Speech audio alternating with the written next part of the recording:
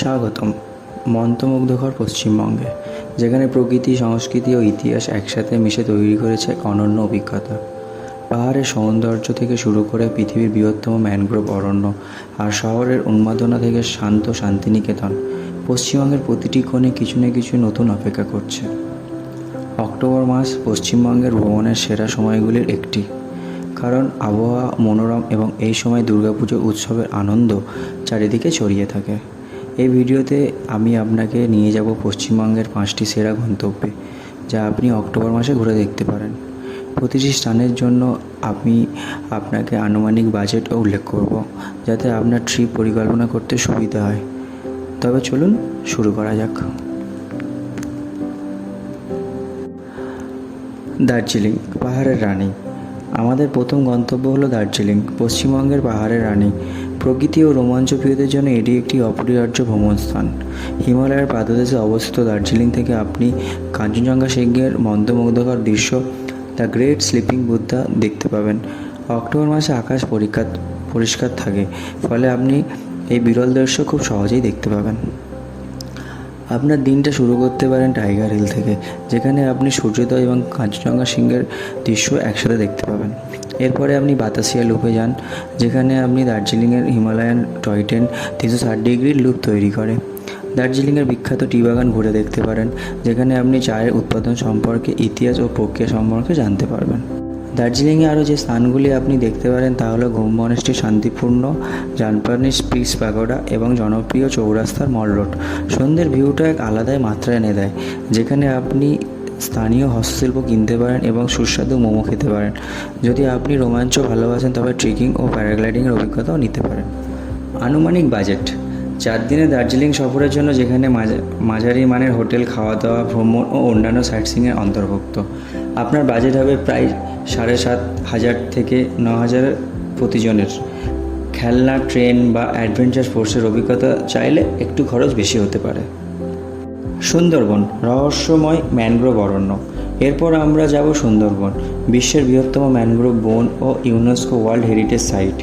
October মাসে ভ্রমণের জন্য এটি একটি আদর্শ সময়, কারণ বর্ষার পর জঙ্গল সবুজে ভরে ওঠে এবং নদীগুলো পূর্ণ থাকে, যা বোট সাফারির অভিজ্ঞতাকে আরও রোমাঞ্চকর করে তোলে।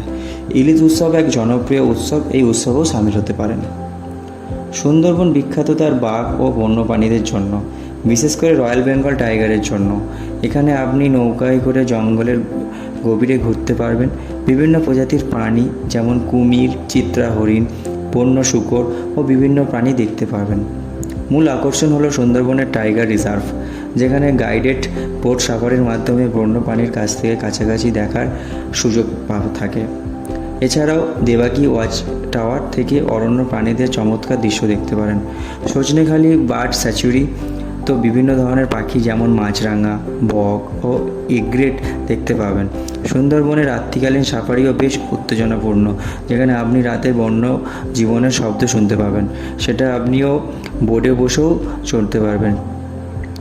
আনুমানিক বাজেট 2 থেকে 3 দিনে সুন্দরবন ভ্রমণে খরচ হবে প্রায় 6,500 থেকে 7,500 টাকা প্রতিজনের। এতে অন্তর্ভুক্ত থাকবে বোট সাফারি, ইকো রিসর্টে থাকার খরচ এবং খাওয়া দাওয়া। কলকাতা, দুর্গাপুজো আনন্দের শহর। অক্টোবর মাসে কলকাতার দুর্গাপুজোর উৎসবকে উপেক্ষা না করা যায় না। এই সময় শহরটি হয়ে ওঠে আলোর শহর, যেখানে প্রতিটি কোণে প্যান্ডেল আর দেবী দুর্গার বিশাল প্রতিমা স্থাপন করা হয়। দুর্গাপুজো শুধুমাত্র একটি ধর্মীয় উৎসব নয়, এটি একটি সাংস্কৃতিক উদযাপন, যা কলকাতাকে আন্তর্জাতিক খ্যাতি এনে দিয়েছে। কলকাতার দুর্গাপুজো প্যান্ডেলগুলি ঘুরে দেখুন। প্রতিটি প্যান্ডেলে আলাদা থিমে সাজানো হয় এবং তার শিল্পকলা ও নকশা দ্বারা আকর্ষণীয় হয়। বিখ্যাত প্যান্ডেলগুলির মধ্যে বাগবাজার, কুমোরটুলি, একডালিয়া এভারগ্রিন এবং কলেজ স্কোয়ার উল্লেখযোগ্য। দুর্গাপুজোর সময় সিঁদুর খেলার মতো ঐতিহ্যবাহী অনুষ্ঠানও উপভোগ করতে পারেন। বিশেষ করে দশমীতে মাকে সিঁদুর খেলার মধ্য দিয়ে মাকে আমরা বিদায় জানিয়ে থাকি।